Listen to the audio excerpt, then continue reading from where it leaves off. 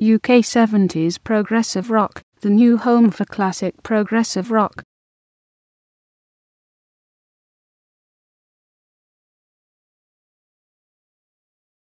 Well, obviously, when we first went on the road, the first night was kind of pretty.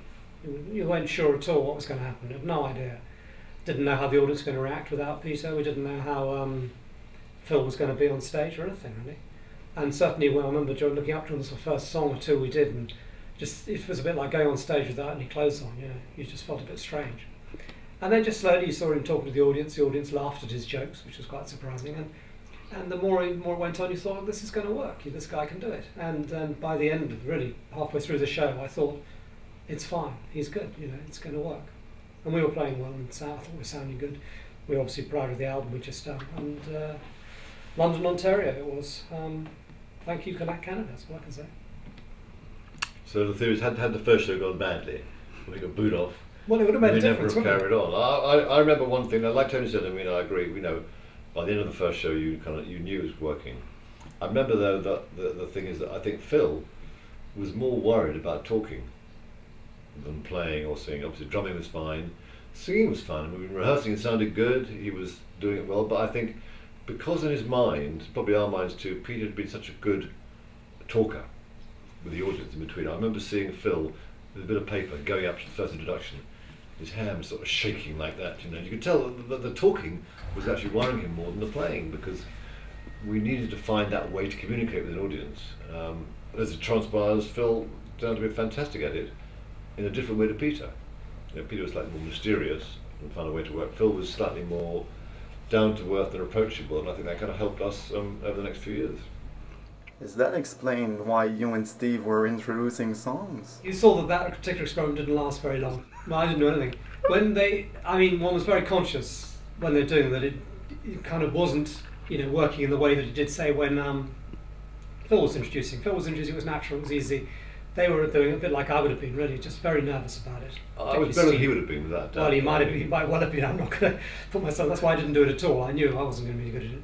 And I didn't think they were much good at it either. And we soon dropped it, really, because it just was not, wasn't really necessary, really. I think the other thing that helped us quite a lot on stage, though, in that first tour was having Bill Rutherford on drums, because he was quite a name in himself. Obviously popular with a lot of people who liked us, had liked Yes prior to that, and obviously the King Crimson stuff he did later, but particularly Yes, I think. And people just love shouting out his name too, Bill Rutherford, and great character. And he has definitely has his own fan base, which he still has, and so I think that was quite an asset. Took just some of the attention slightly away from the fact that we'd lost one big star.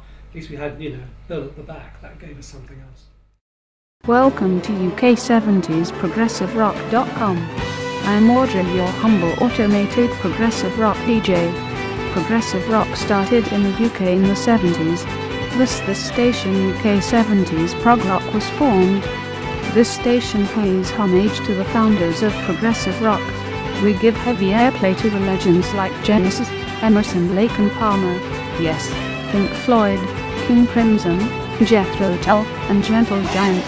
We also include their respective solo artists, of course, like Peter Gabriel, Steve Hackett, Steve Tull, Chris Squire, Anthony Phillips, and John Anderson. Also, we play bands that they influenced, or vice versa, with the likes of Marillion, PFM, Focus, Kraftwerk, Jeff Beck, Happy the Man, Zappa, and Kansas. In addition, we include newer groups such as Foxbeard, the Flower Kings, the Doves, Porcupine Tree, and Transatlantic. Our primary purpose is to capture the essence of progressive rock, and we all know that the most innovative period of this genre was the 1970s. Bloody well right. Please become a VIP and listen commercial-free.